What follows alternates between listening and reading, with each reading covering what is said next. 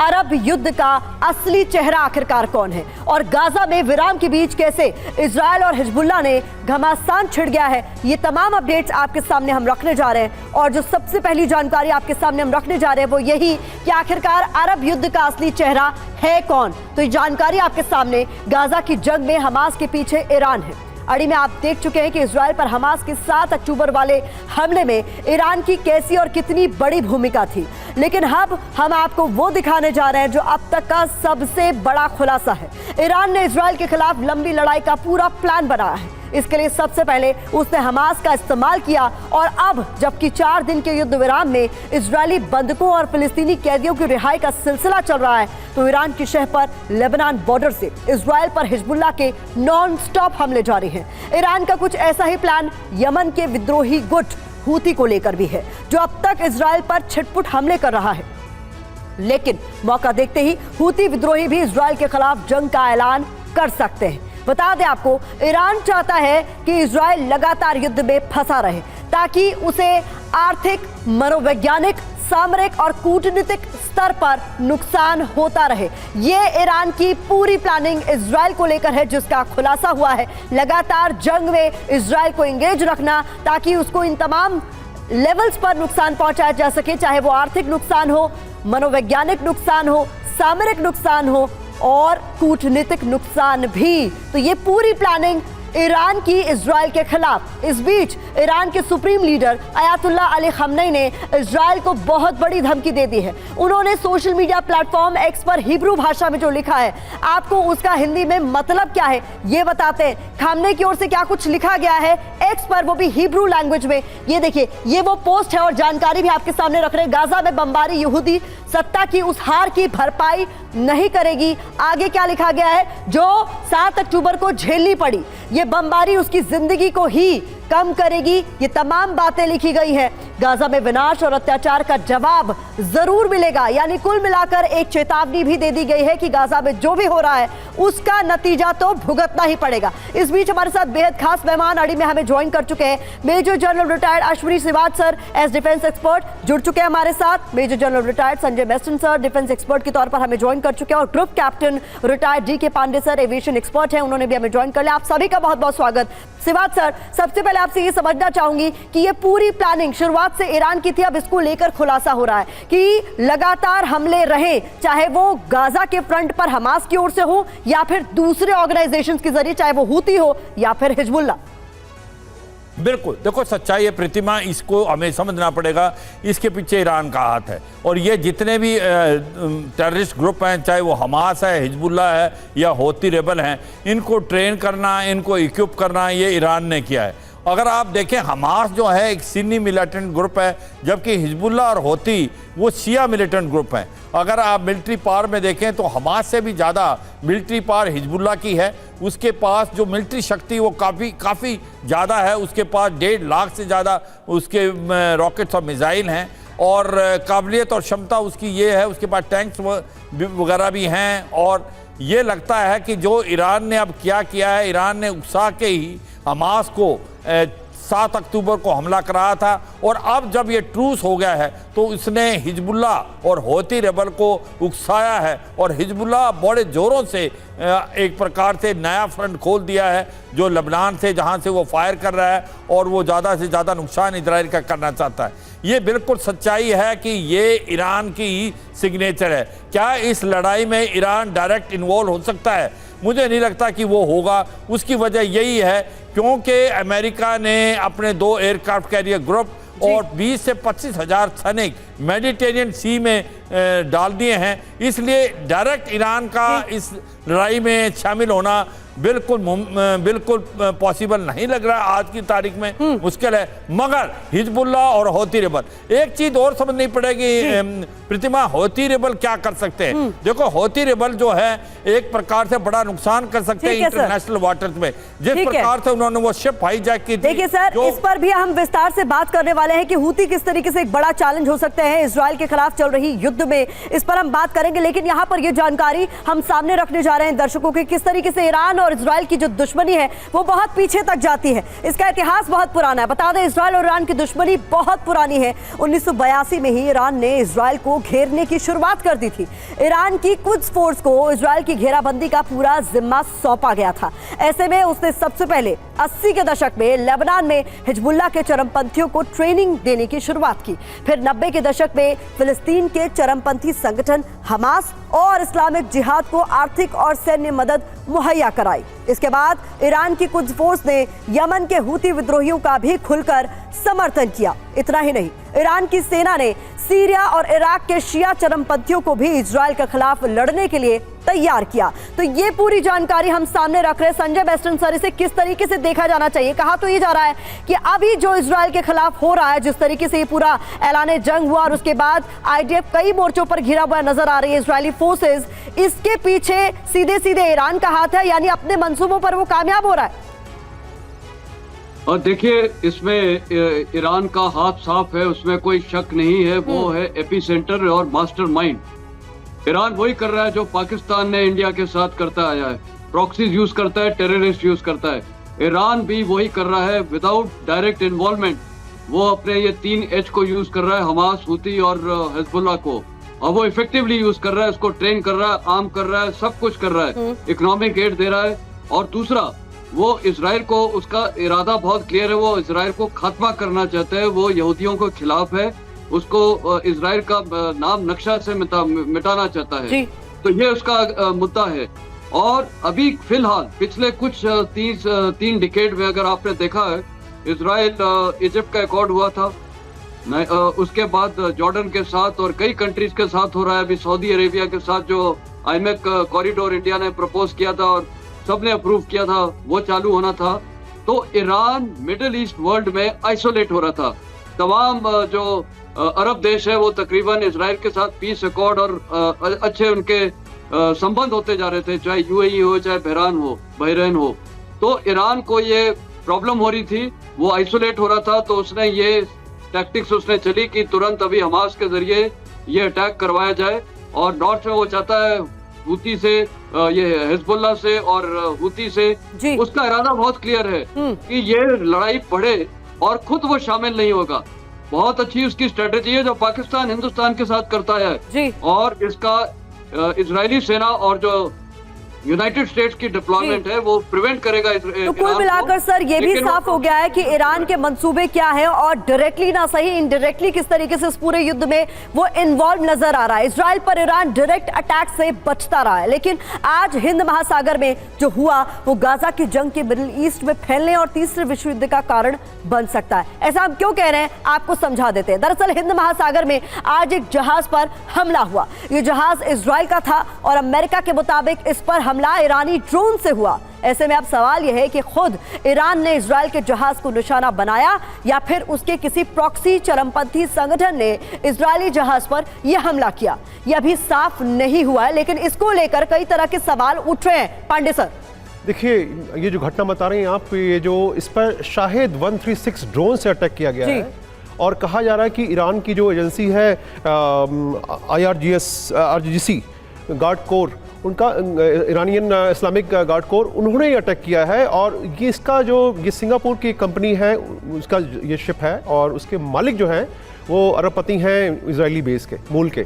तो जो परोक्ष रूप से प्रयास रहा है कि इजराइल को किस प्रकार से वो मेंटली हैरेस करें या स्ट्रेटेजिकली हैरेस करें। मैसेज यही है, किसी प्रकार से इजराइल को शांति से रहने नहीं देना है और अपने जो वहाँ पर एग्जिस्टेंस है उसको जाहिर करना है, वहाँ पर लोगों को फील करवाना कि वो हैं। देखिए, सीधे युद्ध में क्यों नहीं आ रहा, उसके पीछे बहुत बड़ा कारण है कि जब उसको बिना युद्ध लड़े उसके उद्देश्य की प्राप्ति हो रही है तो इस सीधे युद्ध क्यों करें। और उसका प्रॉक्सी हिजबुल्लाह तो लगातार अटैक कर ही रहा है। और जिस प्रकार से हूती ने अपने रॉकेट से हमला किया, आपको ध्यान होगा लगभग 10 दिन पहले अटैक किया गया उसको, सऊदी अरेबिया से अमेरिकी फौजों ने उसको नेस्तनाबूद किया। उसके बाद उनको यमन में जो एलिमेंट्स बैठे हैं उन्होंने ये रियलाइज़ किया कि हूती के पास जो क्षमता है लड़ने की वो है कि उनके रॉकेट इजराइल तक पहुंच सकते हैं। पहले था कि शायद शायद कैपेबिलिटी नहीं है। तो उसके बाद फिर उन्होंने, अगर ध्यान हो, जो शिप का उन्होंने जो गैलेक्सी लीडर नाम के शिप को जो हाईजैक किया था हेलीकॉप्टर की मदद से, उसके बाद उनके इरादे मजबूत होते गए और वो प्रयास उनका ये रहा किसी प्रकार से इजराइल को परेशान किया जाए और उनको डाइवर्ट किया जाए ताकि वो गाजा से अपना ध्यान हटाकर ईरान, हिजबुल्लाह पर लगाएं, हुती पर लगाएं, ताकि हमास के ऊपर थोड़ा सा उनको राहत मिले और वो कुछ और प्लान कर सके। कुछ तस्वीरें आपके सामने हम रखने जा रहे हैं। ये जो पहली तस्वीर आपके सामने हम रखने जा रहे हैं, बताया जा रहा है हमले के बाद बेट लाहिया में किस तरीके से मस्जिद को नुकसान पहुंचा, ये उसकी तस्वीरें आप देखिए। इस पूरे इलाके में आसपास आपको नजर आएगा जो तमाम इमारतें हैं वो खंडहर में तब्दील हो चुकी है। बेट लाहिया की ये तस्वीर है जहां पर हमले के बाद पूरी मस्जिद तबाह नजर आई। आसपास आपको लोग भी नजर आ रहे हैं। लगातार हमले जारी हैं इस बीच और साफ तौर पर देखा जा सकता है इस पूरे इलाके में किस तरीके से तबाही का मंजर नजर आ रहा है। يمكن لك أن تشاهد العشرات من جثامين الشهداء المتحللة الملقاة في شوارع هذه المدينة। और इस बीच कुछ और तस्वीरें आपके सामने रख देते हैं। इजराइल की जासूसी के शक में हमास का फिलिस्तीनियों पर हमला हुआ है और किस तरीके से इस इलाके में अफरा तफरी मच गई है, ये तस्वीरों में साफ तौर पर नजर आ रहा है। माना यह जा रहा था कि कई ऐसे लोगों पर इजराइल ने शक जाहिर किया कि ये जासूसी कर रहे हैं। ऐसे में किस तरीके से इजराइल के लिए दरअसल जासूसी कर रहे हैं, ऐसे में हमास ने फिलिस्तीनियों पर हमला किया, ये उसकी तस्वीरें बताई जा रही हैं। यहाँ इस पूरे इलाके में किस तरीके से भगदड़ मच गई इसके बाद, हमास के हमलों के बाद ये नजर आ रहा है। तो गाजा युद्ध की आड़ में एक और बड़ा खुलासा हुआ है। बता दें, वॉइस ऑफ अमेरिका समेत पश्चिमी देशों के कई मीडिया संस्थानों के मुताबिक ईरान बहुत तेजी से अपने परमाणु कार्यक्रमों को मजबूत कर रहा है। गाजा में अभी युद्ध विराम है, जो मौजूदा स्थिति है वो आपको बता दें, लेकिन लेबनान बॉर्डर पर हिजबुल्लाह और इजराइल में जंग जारी है। इस बीच इंटरनेशनल एटॉमिक एनर्जी एजेंसी यानी IAEA की एक सीक्रेट रिपोर्ट के मुताबिक ईरान करीब 60% तक संवर्धित यूरेनियम इतनी मात्रा में जमा कर चुका है कि वो कभी भी 3 परमाणु बम बना सकता है। तो ये अपने आप में एक बड़ा रेवलेशन है। Major general Ashwini Siwach, Iran जो बहुत पहले से कोशिश कर रहा है कि उसके पास न्यूक्लियर वेपन बने, मगर आज तक वो न्यूक्लियर हथियार इसलिए नहीं बना पाया है। जब भी वो ऐसी कैपेबिलिटी में पहुंचता था कि वो रिफाइन करके, एनरिच करके यूरेनियम को और वो न्यूक्लियर हथियार बनाएं, इसके पहले ही जो इजराइल है उसके न्यूक्लियर इंस्टॉलेशन पे अटैक कर देता था। और यही इसके कारण है। देखो, आपको समझना पड़ेगा व्यूअर्स को, 5 जो ऐसे देश हैं जो कि डिक्लेयर्ड न्यूक्लियर हैं, जिसके अंदर अमेरिका भी है, रूस भी है, चीन भी है, फ्रांस भी है और ग्रेट ब्रिटेन भी है। मगर 4 ऐसी स्टेट हैं जो कि जो नॉन परमानेंट तो हैं पर डिक्लेयर्ड हो गई हैं, जैसे भारत भी है, पाकिस्तान भी है, इजराइल भी है, नॉर्थ कोरिया भी है। इसी प्रकार ईरान भी न्यूक्लियर हथियार बनाना चाहता है, मगर अभी तक नहीं बन पाया। अब यह रिपोर्ट बता रही है कि उसने इतनी काबिलियत और क्षमता कर ली है कि वो 60% से ज्यादा इनरिचमेंट यूरेनियम कर लिया है और वो 3 न्यूक्लियर हथियार बना सकता है। ये एक बहुत ही डिस्टर्बिंग न्यूज है। इसको मुझे लगता है कि कहीं ना कहीं इजराइल और अमेरिका कुछ इस पे करेंगे। अगर ईरान के पास न्यूक्लियर हथियार आ जाता है तो इस मिडिल ईस्ट के अंदर एक चर्निंग इफेक्ट आएगा, एक बहुत बड़ा डिस्टर्बेंस हो सकता है और एक डिस्टेबलाइजेशन हो सकती है। तो ईरान इस पूरे मामले को आगे कितना एस्केलेट कर सकता है, ये भी समझना बहुत जरूरी हो जाता है। मेजर जनरल संजय मेस्टन, ये आपसे समझना चाहूंगी मैं कि क्या माना जाए कि ये युद्ध विराम जिसका आज दूसरा दिन है, क्या ये एक छलावा मात्र है? इसकी आड़ में अपने मंसूबों को पूरा करने में जुटा हुआ ईरान अलग अलग मिलिशिया ग्रुप्स के जरिए? देखिए, 3 पॉइंट्स हैं। पहली बात तो जो युद्ध विराम है, युद्ध विराम अभी आज की तारीख में सबसे ज्यादा सूट तो ये हमास को ही कर रहा है, क्योंकि उनको काफी वक्त और समय मिल गया है वहां पर अपनी स्ट्रेटेजी को रीड्रॉ करना, रीलोकेट करना, रीअसेस करना और सब कुछ उनको फायदा है। और आपने अभी वो चित्र भी दिखाया है जिसमें वो अपने ही लोगों को आइडेंटिफाई कर रहा है, जो जिनके ऊपर भी शक है वो फिलिस्तीनियन को उनको मार रहा है। लेकिन इसका एक और पॉइंट ये हो जाता है कि आप देखिएगा जिस प्रकार ये लड़ाई चलती रहेगी युद्ध 4 दिन के बाद युद्ध विराम के, मेरे को लगता है कि फिलिस्तीन लोग इतने अभी हताश हो चुके हैं, क्योंकि ये सारी मजबूरी, ये लड़ाई किसने छेड़ी है? हमास ने। और अगर हमास ने छेड़ी है तो वहाँ के लोगों को तकलीफ हो रही है। ये एक समय भी आ सकता है कि वहाँ के लोग हमास के खिलाफ खड़े होने लगेंगे। ये 1 या 2 महीने में पॉसिबल है, संभव है। दूसरा पॉइंट जहाँ तक ईरान का है, देखिए ईरान का तो बहुत क्लियर एम है कि वो ये चाहता है कि ये लड़ाई का विस्तार हो, जिससे उसको फायदा हो। और जहां तक उसकी न्यूक्लियर वेपन्स का सवाल है, देखिए मैं 2007 मार्च में आर्मी चीफ के साथ, उस समय मैं कर्नल था, हम इजराइल में गए थे, इस विषय पे बहुत डिटेल ब्रीफिंग हुई थी। इजराइल प्रिपेयर्ड है, उनको पता है कि इनका न्यूक्लियर बॉम्ब एक ना एक दिन बनेगा, और हमें हैरानी नहीं होनी चाहिए कि उनके पास ये ऑलरेडी ये एस्पेक्ट है, ये सफलता है, क्योंकि 60% एनरिच्ड यूरेनियम की कैपेबिलिटी है। और अगर देखा जाए, उन्होंने ये नटांस टनल जो उन्होंने बनाए हुए हैं उस पे पूरी स्टोरेज कर रखी है, तो वो तकरीबन इस पे आ चुका है। इजराइल उसको कैसे डील करेगा, अमेरिका कैसे डील करेगा, ये एक बहुत बड़ी बात आप कह रहे हैं। इस बीच ग्रुप कैप्टन डीके पांडे, ये भी समझना होगा कि जिस तरीके से कंसोलिडेट कर रहा है इन तमाम मिलिशिया ग्रुप्स को ईरान, ये आगे कितना बड़ा खतरा पैदा हो सकता है इसके कारण, क्योंकि इस पूरे युद्ध के दौरान ये साफ कह दिया गया था युद्ध की शुरुआत से कि हमास में इतनी हिम्मत नहीं थी कि वो खुद इजराइल के भीतर जाए या फिर इतने बड़े स्तर पर उस पर सीधे तौर पर धावा बोल दे। इसके पीछे कोई ना कोई जरूर था, और अब साफ हो रहा है कि ईरान था। देखिए, निश्चित रूप से जिस प्रकार से अभी आप बता रहे हैं कि परमाणु शक्ति बनने का प्रयास जो कर रहा है ईरान, ये एक अपने आप में हतप्रभ करने वाली चीज़ है। हालांकि बातें तो हो रही थी, लेकिन अभी मैंने ही इसी प्लेटफॉर्म पर कई बार कहा है कि जो ये परमाणु बम है या न्यूक्स हैं, ये एक राजनीतिक हथियार है, ये वास्तव में कोई इसका प्रयोग नहीं होगा। लेकिन अगर गलत हाथों पड़ जाता है, प्रॉक्सीज जो है जैसे कि हूती, हमास और हिजबुल्लाह, अगर इनके हाथ, निश्चित रूप से वो अपने उद्देश्य प्राप्ति के लिए कुछ भी कर सकते हैं, और उनको बढ़ावा देने के पीछे हम देख रहे हैं कि कौन लोग हैं। तो थोड़ा सा जो है इस समय कहानी में जो है ट्विस्ट आता लग रहा है, लेकिन निश्चित रूप से ये देखा जाएगा कि किस प्रकार से इसका सामना किया जाए। साथ में ध्यान रहे कि जो फिलिस्तीनी और हमास के बीच में एक दूरी बढ़ती जा रही है। आपने देखा कि शक जिनके ऊपर था, हमास ने उन फिलिस्तीनियों पर अटैक भी किया, वो फिल्म में दिखाया गया। तो उसके पीछे मुख्य कारण यह है कि फिलिस्तीनी काफी दुखी हो चुके हैं कि हमास के जो इरादे हैं, जो काम है, हरकतें हैं, वो अवमाननीय तो है ही, साथ में उनके खुद के लिए जो खतरा बन रहे हैं वो,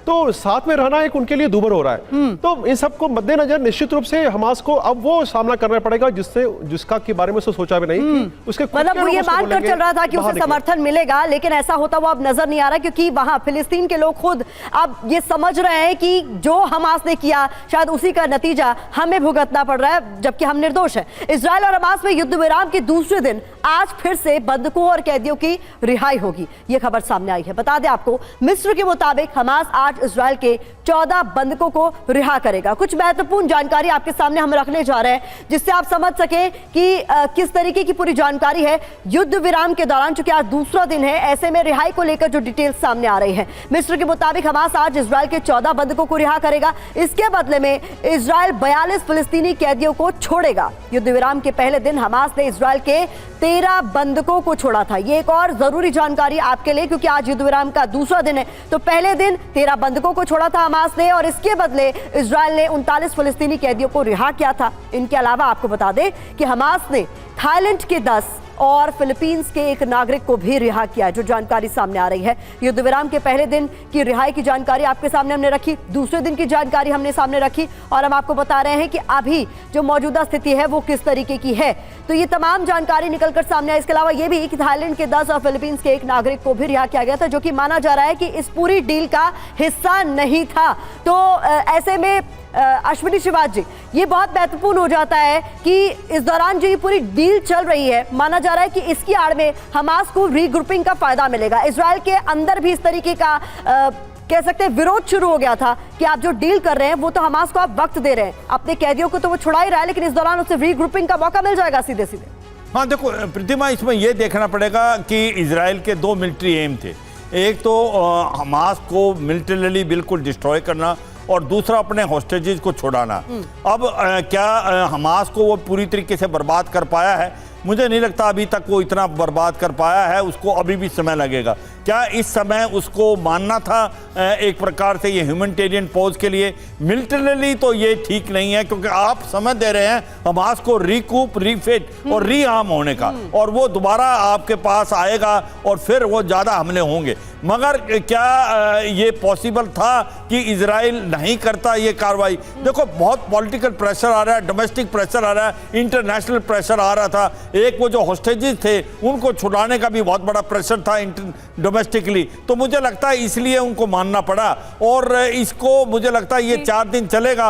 और अब ऐसा लगता है कि इजराइल में एक डोमेस्टिक प्रेशर बहुत पड़ेगा नेतन्याहू पे कि जो दूसरे बंधकी हैं उनको भी छुड़ाया जाए। और देखिए तो ये तो चलेगा। इस तरीके से लॉपसाइडेड भी नजर आती है। कुल मिलाकर 1 के बदले 3 की रिहाई की जो मांग रखी गई वो पूरी भी हो रही है और इसका फायदा भी उठा रहा है हमास। जैसा कि आपने कहा इस दौरान वो रीग्रुपिंग तो करेगा ही, लेकिन उन तमाम लोगों को भी वो छुड़ा रहा है जो उसके काम कभी आए थे या आगे भविष्य में आ सकते हैं। जिस तरीके से इजरायली सैनिक पर पहले हमला किया गया था, उस लड़की को रिहा किया गया इस डील के तहत। ये तस्वीरें आप देखिए, इजरायली सैनिक पर हमला करने वाली लड़की रिहा हुई, उसकी रिहाई की तस्वीरें सामने आई। तो जब वो अपनों के बीच पहुंची तो खुशी का माहौल जरूर था, लेकिन इस पूरी बंधक डील पर खुद इजराइल पर भी सवाल उठ रहे हैं, ये कहते हुए कि आपने हमास को कहीं ना कहीं रीग्रुपिंग का मौका दिया है, वो अपने लोगों को छुड़ा भी रहा है और अपनी शर्तों को मनवा भी रहा है।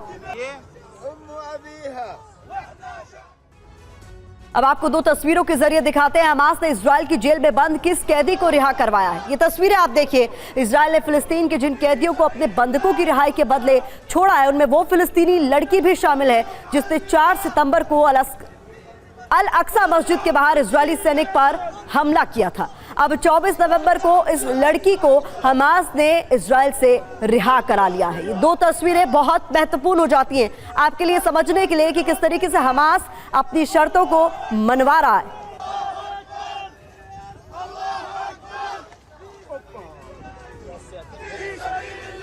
तो हम आपको तस्वीरों के जरिए भी बताने की कोशिश कर रहे हैं कि हमास किस तरीके से टर्म्स एंड कंडीशंस इस पूरे युद्ध के दौरान डिक्टेट कर रहा है। ऐसे में DK Pandey, group captain DK Pandey, ये आपसे समझना चाहेंगे कि अब आपको क्या लगता है इस पूरे युद्ध के दौरान रीग्रुपिंग का मौका हमास को तो मिल रहा है, लेकिन क्या इजराइल यहाँ पर बैकहैंड पर नजर नहीं आ रहा है आपको, क्योंकि इस दौरान हिजबुल्लाह और हूती के हमले भी जारी है? देखिए, निश्चित रूप से जो आपने क्लिप दिखाया है वो जो युवती जिनको छोड़ा गया है वो फातिमा है और जिस प्रकार से उन्होंने चाकू से हमला किया, हालांकि वो सैनिक बच गया था लेकिन उसके बाद उनको कब्जा कर लिया गया और छोड़ा गया। मजेदार चीज़ ये है कि जो डे 2 यानी कल जो रिहा होंगे उन कौन कौन रिहा होगा उसकी एक लिस्ट भेजी गई है इजराइल के पास। IDF उसको स्टडी कर रही है कि इसमें कौन है कौन नहीं है। तो निश्चित रूप से एक सीमा तक कहा जा सकता है कि हमास अपनी मनमानी थोड़ी सी कर रहा है, लेकिन ध्यान रहे मरता क्या ना करता वाली कंडीशन में अगर उसको बंधक छुड़ाने हैं इजराइल को, तो निश्चित रूप से कुछ जो है इस प्रकार के अनियमित जो डेवलपमेंट है उनको सामना करना ही पड़ेगा। मजेदार चीज़ ये है कि जो लोग वहाँ पर जा रहे हैं वो वहाँ से लौट के आए हैं उसमें अधिकतर क्या सभी महिलाएं हैं या बच्चे हैं। और जो एक पॉजिटिव चीज़ ये कही गई है कि वो हेल्थ और उनके जो मेडिकल चेकअप के बाद बताया गया कि वो स्वस्थ हैं। ये एक अपना आप में अच्छी चीज़ है कि जो बंधक हैं उनको किस प्रकार का नुकसान नहीं पहुंचाया गया। साथ में जो इजराइल ने छोड़ा है उन्होंने भी महिलाओं बच्चों को ही छोड़ा है। तो देखना होगा कि ये इस प्रकार का क्रम कब तक चलता रहेगा और क्या उद्देश्य है इसके पीछे, क्या जो हमने 1:3 का रेशियो रखा है क्या उसमें हम अचीव कर पाएंगे जो चाहिए। और जहां तक रीग्रुपिंग के बारे में जल्दी से मैं एक बात कवर कर दूं कि 6 घंटे का ड्रोन ऑपरेशन बंद किया गया है, लेकिन 18 घंटे तक इजराइल की सेनाएं ड्रोन ऑपरेशन करेंगी और वो सारा इंटेलिजेंस कलेक्ट करेंगी जिसका वो प्रयोग 4 दिन के बाद अवश्य करेंगे। बिल्कुल। मेजर जनरल संजय बेस्टन, सवाल मेरा आपसे है कि इस दौरान कहा जा रहा है कि हमास को रीग्रुपिंग का मौका मिलेगा और ऐसा तस्वीरों में भी नजर आ रहा है कि वो जो चाह रहा है, जिन्हें चाह रहा है उन्हें छुड़वा रहा है। और वो तस्वीरों में साफ तौर पर हमने देखा कि वो महिला सैनिक जिसने हमला किया था इजरायली सैनिक पर, उसे तक छुड़ा लिया गया। अब आगे आने वाले दिनों में माना जा रहा है कि अगले 2 दिनों में कुछ ऐसी ही शर्तें अपनी मनवाएगा, लेकिन इस युद्ध विराम का कहीं पर भी इजराइल को फायदा होता हुआ आप देख रहे हैं क्या? नहीं, देखिए इजराइल को भी काफी फायदे, ऐसी बात नहीं है। पहली बात, ये जो युद्ध विराम है इजराइल को भी बहुत समय मिल रहा है अपनी इंटेलिजेंस को गैदर करना। देखिए इस लड़ाई को अगर आगे प्रोसिक्यूट करना है और आइडेंटिफाई करना है कि ये हमास के फाइटर्स कहाँ छिपे हुए हैं साउथ गाजा में, तो उनकी पिन पॉइंटेड लोकेशन मिल रही है कई तरीकों से। एक तो UAVs तो चलिए नहीं है, पर सैटेलाइट्स और अमेरिकन सैटेलाइट्स और इजरायली सैटेलाइट्स पूरे इस इलाके में है, वो कवरेज है, तो वो पिन पॉइंटेड लोकेशन पता चलेगी। डिटेल्ड इंटरोगेशन होगी, ये जो इनसे पूछा जाएगा, जितने भी ये इनके कैदी थे, जो इजरायली कैदी थे, वो भी काफी कुछ बता पाएंगे कि वो कहाँ छुपाए गए थे, कौन सी टनल्स थी, काफी कुछ निकलेगा। तो धीरे धीरे उनके पास इंटेलिजेंस मिलेगी और जो वहाँ लोकल यहाँ पर पैलेस्टीन है वो भी वहाँ पर उस गाजा के इलाके में उनको काफी इंटेलिजेंस देंगे। देखिए किसी भी टेररिस्ट ऑपरेशन के खिलाफ इंटेलिजेंस सबसे जरूरी चीज है और उस पर फोकस रहेगा, तो उस लिहाज से इनको फायदा है। दूसरा एक और फायदा है, देखिए जो भी है उनके कैदी रिलीज कर रहे, मिलिट्री एम उनके दो थे, टेररिस्ट को मारना मतलब हमास का खात्मा, और दूसरा था ये अपने कैदियों को रिहा करवाना या उनको मतलब वहां से जाके छुड़वा लेना। वो हो नहीं पा रहा है अभी, इसलिए क्योंकि उनकी लोकेशन नहीं पता चल रही है, तो इसीलिए ये साइमल्टेनियस एक्शन हो रहा है उनको रिलीज कराने का। तो दोनों मिलिट्री एम्स और ऑब्जेक्टिव्स अचीव हो रहे हैं और इसमें इजराइल को फायदा है। और इस लड़ाई में देखिएगा, अभी मेरे को लग रहा है जब ये 4 दिन के बाद फिर शुरू होगी, इजराइल का जो फायदा इस दौरान सर हम चर्चा कर रहे हैं ना, मैं ये अपने दर्शकों को बताना चाहती हूँ, उस दौरान इजराइल की जेल की बाहर की तस्वीरें भी हम लगातार दिखा रहे हैं। बताया जा रहा है ये लाइव तस्वीरें हैं जिसमें देखा जा सकता है कि किस तरीके से कैदियों को रिहा किया जा रहा है। वो तमाम कैदी जो इजराइल की जेल में बंद थे और हमास के कहने पर इन्हें छुड़ाने की जो शर्त है उसे मान लिया गया है। और इस बीच बता दें कि कल की तस्वीर और आज की तस्वीर किस तरीके से इनमें फर्क है। कल छोटी छोटी गाड़ियों में रिहाई हुई थी, लेकिन आज एक बड़ी गाड़ी इसमें साफ तौर पर देखी जा सकती है। बताया जा रहा है ये पूरी बस जिसमें भरकर ले जाया जा रहा है। और ये आप तस्वीरों में देखिए, जेल के अंदर ये बस जाती हुई आपको नजर आ रही है, मेन गेट से ये दाखिल हो रही है। और बताया जा रहा है कि हमास की तरफ से बाकायदा एक लिस्ट सौंपी गई है उन लोगों की जिन्हें वो चाहता है कि इजराइल रिहा कर दे। 42 कैदियों को आज रिहा किया जा रहा है। ऐसे में एक पूरी बड़ी बस अंदर भेजी जा रही है और इसमें मेडिकल एड भी बाकायदा मौजूद है। तमाम लोगों को जिनको रिहा किया जा रहा है उनके स्वास्थ्य का भी ख्याल रखा जा रहा है। अब कुछ और तस्वीरें भी आपके सामने हम रखने जा रहे हैं। कल भी चूंकि कुछ बंधकों की रिहाई हुई थी और इसके बदले में अपने कुछ कैदियों को हमास ने छुड़वाया था, तो ऐसे में ये कल की तस्वीरें इजराइल ने अपनी जेल से जिन फिलिस्तीनियों को रिहा किया है वो किस तरीके से जश्न मना रहे हैं ये तस्वीरों में साफ तौर पर देखा जा सकता है। तो इजराइल ने अपनी जेल से फिलिस्तीनियों को रिहा किया। हमास की तरफ से बाकायदा ये साफ किया गया कि वो किन किन लोगों को छुड़ाना चाहता है इजराइल की जेल से। और ये लिस्ट मिलने के बाद जिन लोगों की रिहाई हुई है उसके बाद ये जब अपने इलाके में पहुंचे तो खुशी साफ तौर पर चेहरे पर झलक रही है। कुछ और तस्वीरें इस बीच आपको दिखा देते हैं।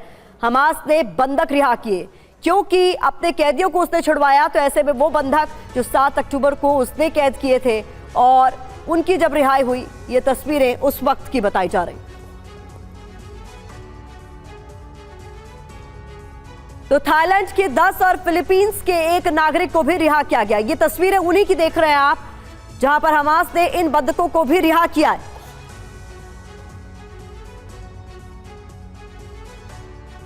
तो ये रेड क्रॉस की टीम आपको नजर आ रही है जिनको सबसे पहले इन बंधकों को सौंपा जाता है और उसके बाद इन्हें इजराइल को सौंपा जाता है। इस दौरान इन तमाम बातों का ध्यान रखा जाता है कि ये स्वस्थ हैं या नहीं, या फिर इन्हें किसी तरीके के मेडिकल एड की जरूरत है। तो हमास ने जिन बंधकों को रिहा किया है उनकी तस्वीरें आप देख रहे थे। इस बीच कुछ और तस्वीरें भी आपके सामने हम रखेंगे।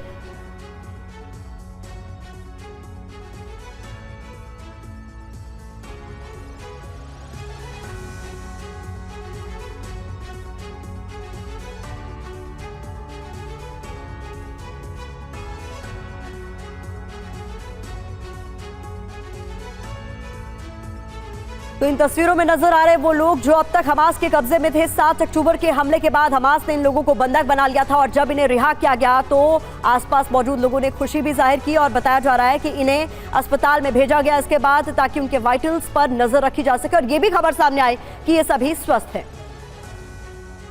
और इस बीच अगली तस्वीर आपके सामने, जहां पर फिलिस्तीनियों ने खुशी मनाई क्योंकि इनके कुछ लोगों को रिहा किया गया। इजराइल की जेल में ये तमाम लोग बंद थे।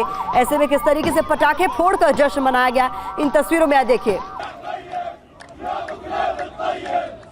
तो गाजा के आसमान में किस तरीके से रॉकेट की वर्षा हुई है, बमों की वर्षा हुई, वो तो आपने अब तक देखा है, लेकिन ये खुशी में फोड़े गए पटाखों की तस्वीर अब आपके सामने है, क्योंकि वो तमाम फिलिस्तीनी जो कि इजरायली जेल में बंद थे, जिन्हें छुड़वा लिया गया है अपनी शर्तें मनवाते हुए, उनकी वापसी पर, रिहाई की खुशी पर जश्न मनाया फिलिस्तीनियों ने। उसी की तस्वीर आपके सामने। तो एक बार फिर से आपको उस जेल की तस्वीरें दिखा रहे हैं जहां इजराइल में ये बस दाखिल हो रही है। माना जा रहा है कि इसी बस में उन तमाम कैदियों की रिहाई होगी जो हमास के कैदी हैं और ये 42 का आंकड़ा है, यानी आज 42 लोगों की रिहाई इजराइल की इस जेल से होनी है। इसके लिए बस अंदर दाखिल होती हुई और भारी सुरक्षा भी यहां साफ तौर पर देखी जा सकती है। तो कई सारे सिक्योरिटी पर्सोनल यहां पर मौजूद हैं और इस बीच ये बस अंदर दाखिल हुई और दरवाजा बंद हुआ। इजराइल और हमास एक तरफ बंधकों और कैदियों को रिहा कर रहे हैं तो दूसरी तरफ इनके बीच लड़ाई भी जारी है। बता दें, युद्ध विराम के बीच इजराइल ने नॉर्थ गाजा में ऑपरेशन चलाया। तो अब जानकारी आपके सामने हम रखने जा रहे हैं कि किस तरीके से ये चल रहा है। एक तरफ युद्ध विराम चल रहा है तो दूसरी तरफ युद्ध भी चल रहा है। बता दें, इजराइल ने नॉर्थ गाजा में ऑपरेशन को अंजाम दिया है। मना करने के बावजूद जो फिलिस्तीनी दक्षिण से वादी गाजा क्रॉस कर नॉर्थ की तरफ जा रहे थे उन पर गोलियां चलाई गई। इसमें बताया जा रहा है कि 2 से 3 लोगों की मौत भी हो गई। तो दूसरी तरफ इजराइल की सरकार और सेना ने अपनी खुफिया एजेंसी मोसाद को दुनिया भर में हमास के नेताओं और कमांडर्स को ढूंढ कर खत्म करने का सीधा आदेश दे दिया है। मेजर जनरल सिवाच, आप किस तरीके से इसको देखते हैं? क्योंकि नेतन्याहू ने अपनी मंशा भी साफ कर दी है। भले ही युद्ध विराम चल रहा है लेकिन जो हमारा टारगेट है हम उसे अचीव करेंगे और वो है हमास के अलग अलग लड़ाके और कमांडर्स जो दुनिया के किसी भी कोने में छिपे हों उनका खात्मा तय है। बिल्कुल, देखो सच्चाई ये है प्रतिमा, ये तो मान के चलो कि इजराइल जो भी लीडर हैं हमास के, चाहे कहीं भी हों, चाहे हानिया इस्माइला हानिया हो या बाकी जो भी लीडर इराक में, सीरिया में और या यमन में, कहीं भी हों, इनको चुन चुन के मारेगा। याद होगा सभी दर्शकों को मुनीक ओलंपिक के बाद जो भी हमास और पैलेस्टाइन के लोगों ने इन्वॉल्व थे, इजराइल ने उनको एक प्रकार से चंद एक सालों में तमाम ख़त्म कर दिया। अब बात आती है कि ये जो इजराइल है उसको क्या फ़ायदा हो रहा है इस सीज फायर में। देखो 2-3 फायदे और भी इजराइल को। इजराइल मॉनिटर कर रहा है सैटेलाइट से कि इन कैदियों को कहां से ले आया जा रहा है। हो सकता है ये भी पता चलेगा क्या इन होस्टेजेस को इकट्ठा रखा जा रहा था, अलग अलग रखा जा रहा था, इनको कैसे ज्वाइन किया गया है। तो मुझे लगता है ऐसी खबर इजराइल चाहता है कि अगर आने वाले समय में कि वो अपनी स्ट्रेटजी चेंज करना चाहता है, क्योंकि अभी जो छुड़े हैं वो तो 27 के करीब ही हैं और अभी तो 200 से ज़्यादा और हॉस्टेजेज उनके अभी भी इजराइल के हमास के पास हो। तो मुझे लगता है ये एक स्ट्रेटजी कहेगा। दूसरा मुझे लगता है कि जो भी हमास अपनी तैयारी करेगा 4 दिन में उसको तो फायदा होगा, पर इजराइल के ऊपर एक इंटरनेशनल प्रेशर बहुत आ रहा था कि भाई पूरे वर्ल्ड के अंदर आइसोलेट हो रहा था और स्पेशली यूरोप के अंदर लोग सड़कों पे आ रहे थे कि आप एक प्रकार से ह्यूमैनिटेरियन पहुंच नहीं दे रहे। तो मुझे लगता है कि जो इजराइल ने किया ये सोच समझ के किया, ये गिव एंड टेक है और कुछ लेना कुछ देना, और डोमेस्टिक जो पॉलिटिक्स है इजराइल की वो भी बहुत प्ले कर रही है। वहाँ भी लोग प्रेशराइज कर रहे हैं कि हमारे जो होस्टेजेस हैं वो वापस लाए जाए। तो मुझे लगता है इसके देखते हुए इजराइल हर चीज़ को परख रहा है। इजराइल भी मुझे लगता है जब 4 दिन के बाद जो वार करेगा बहुत तगड़ा करेगा और उसकी इंटेलिजेंस और इस बीच मेजर जनरल वेस्टन ये भी कहा गया, हमास की तरफ से बाकायदा दावा किया गया कि 43 दिन तक ये युद्ध चला और इस दौरान नॉर्थ गाजा में बड़े स्तर पर ऑपरेशन चला जो आगे साउथ में भी मूव हो गया, लेकिन अपने बंधकों को खुद नहीं खोज पाया आईडीएफ। उसके लिए ये डील हुई युद्ध विराम के दौरान, इसको रिहा किया गया। बाकायदा जो तमाम बंधक है उन्हें एक एक कर रिहा करने की कोशिश की जा रही है। आईडीएफ की नाकामी को लेकर भी सवाल उठ रहा है।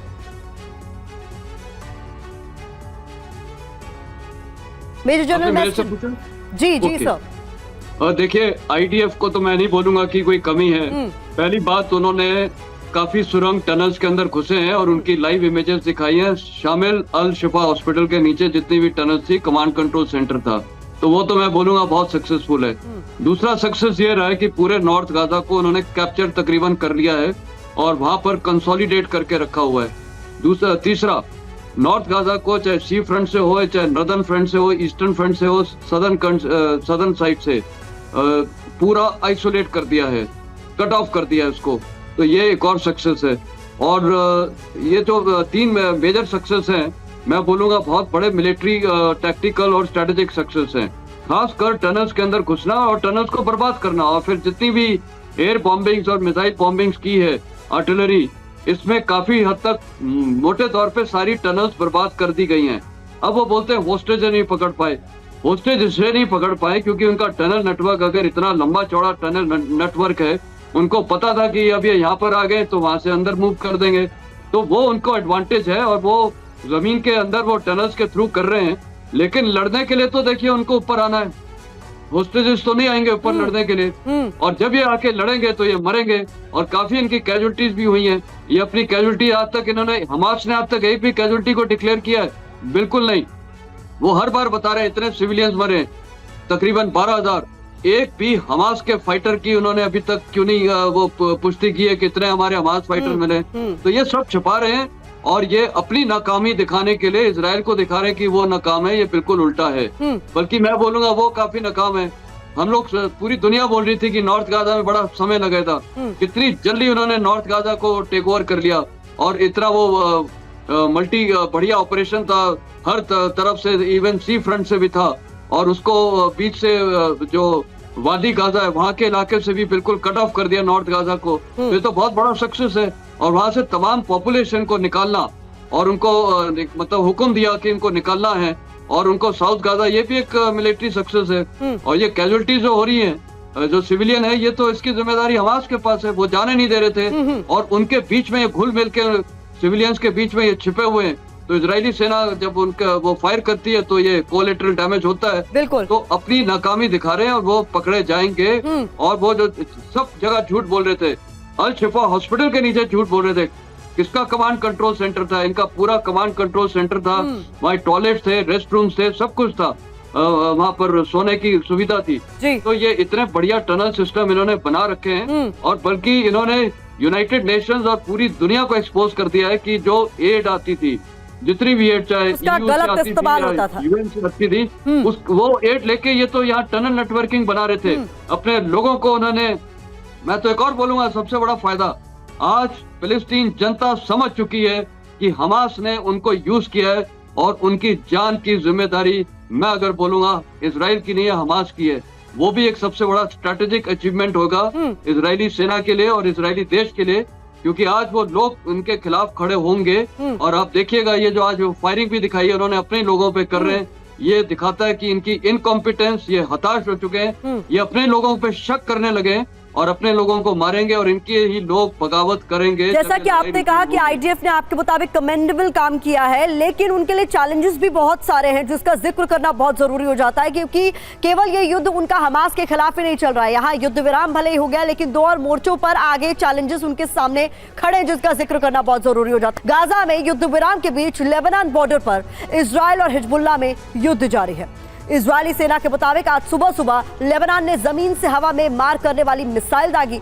इस मिसाइल के टारगेट पर इजराइल का ड्रोन था, लेकिन इजराइल ने लेबनान की मिसाइल को मार गिराया। इतना ही नहीं, इजराइल के लड़ाकू विमानों ने लेबनान में घुसकर हिजबुल्लाह के ठिकानों को तबाह करने का भी दावा किया। और इस बीच कुछ तस्वीरें आपके सामने रखेंगे इन अपडेट्स के साथ ही जो जरूरी हो जाती हैं। बता दें, हिजबुल्लाह को इजराइल की ओपन धमकी की जानकारी सामने आ रही है।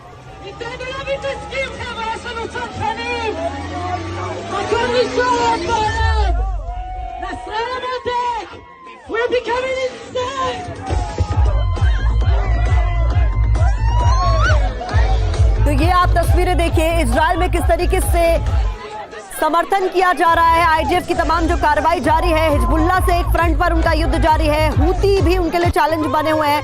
हिजबुल्लाह तो लगातार धमकी देता ही रहा इजराइल को, लेकिन इस बीच इजराइल के अपने नागरिक अब हिजबुल्लाह को धमकी दे रहे हैं। ओपन धमकी की ये तस्वीरें आप देख रहे हैं, जहां पर एकजुट हुए हैं तमाम लोग, इजरायली नागरिक, और बार बार तस्वीरें जार कर हिजबुल्लाह साफ तौर पर ये कहता था कि हम आ रहे हैं, ये चैलेंज किया जाता था। और ऐसे में इजराइल के लोग एकजुट हुए और हिजबुल्लाह को ही ओपन चैलेंज कर दिया। ग्रुप कैप्टन डीके पांडे, यहाँ पर लोग किस तरीके से एकजुट हो रहे हैं ये भी हम दिखा रहे हैं। कहीं ना कहीं तस्वीरें और खबर इस बात को लेकर भी सामने आ रही थी कि इजराइल के कई सारे फैसलों का आपस में ही देश के अंदर ही विरोध हो रहा है। उनमें से एक था युद्ध विराम की ये डील, जिसके बदले में, जिसके एवज में लोगों को कहा जा रहा था कि आप अपने कैदी भी छोड़ेंगे। लेकिन इस बीच ये जो तस्वीरें सामने आई, उस पर आपका कॉमेंट? देखिए, बहुत ही महत्वपूर्ण है कि जिस प्रकार से राजनीतिक उथल पुथल चल रही थी इजराइल में, ये निश्चित रूप से वहाँ के लोग हैं उनका मनोबल थोड़ा सा गिरा हुआ था। लेकिन ये तस्वीरें बता रही हैं कि अब वो मनोबल जो गिरा हुआ था वो अब उठ गया, क्योंकि पहले ये था कि शायद बंधक नहीं छूट पाएंगे। अब जिस प्रकार से बंधकों को छोड़ने का क्रम शुरू हुआ है और आइडिया क्षमा करें, तो जिस प्रकार से आईडीएफ ने जो है नॉर्थ गाजा पर कब्जा कर लिया और धीरे धीरे अपने ऑपरेशंस को वो पूरा अंजाम दे रहे हैं, साथ में जो अभी जो ताज़ा खबरें हैं जो आज सदर्न ईरान में जो उन्होंने जाके अप्रोच किया है, एयर स्ट्राइक की गई हैं, जो लेबनान के जो ठिकाने हैं उनके बॉर्डर के पास उनको धराशायी किया गया। तो जिस प्रकार से आईडीएफ की फौजों ने प्रदर्शन किया, निश्चित रूप से वो वहाँ के नागरिकों के लिए एक गौरव की बात है।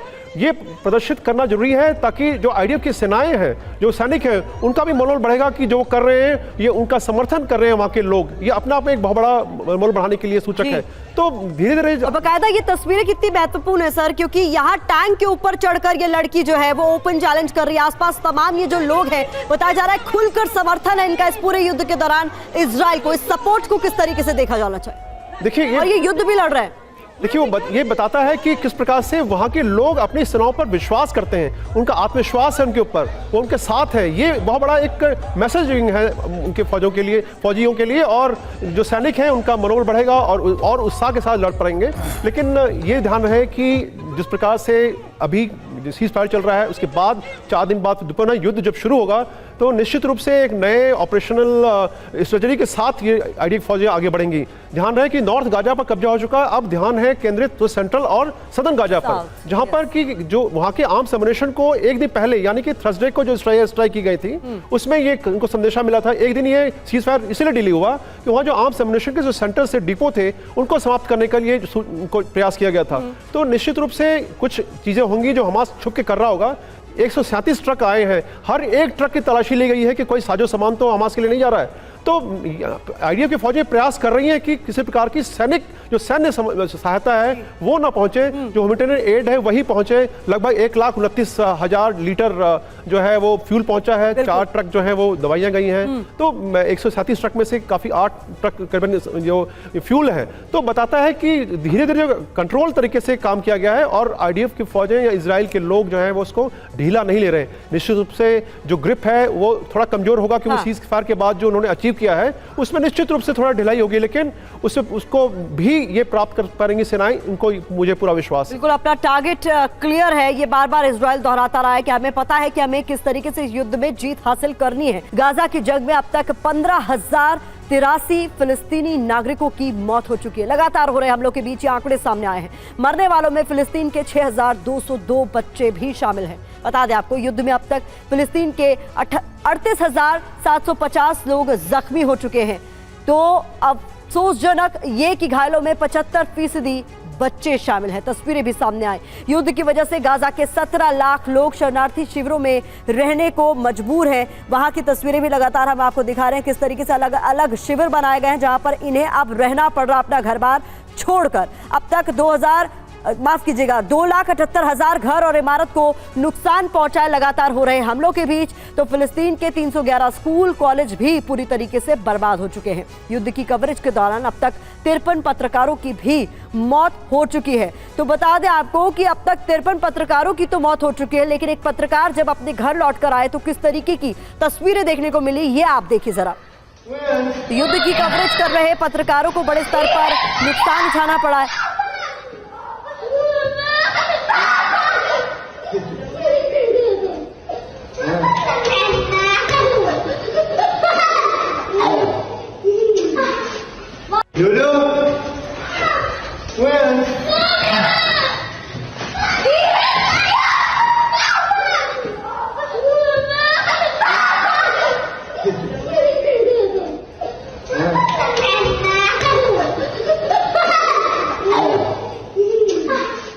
ये तस्वीरें आप देख रहे थे जब एक पत्रकार अपने घर लौटे। गाजा की ये पत्रकार बताए जा रहे हैं जो लगातार युद्ध क्षेत्र से रिपोर्ट कर रहे थे, लेकिन वो अपने घर लौटे तो कैसे खुशी का माहौल, इमोशनल भी है ये बच्चे अपने पिता से मिलकर, और ये तस्वीरें भावुक कर देने वाली है मेजर जनरल सिवाच। और इस दौरान एक बड़ी कैलामिटी देखने को मिली है, बड़े स्तर पर हमने देखा है लोग जख्मी हुए हैं, मौत हुई है, 53 पत्रकारों की मौत हुई है। और उस बीच ये तस्वीरें भी जो उम्मीद बांधती है कहीं ना कहीं।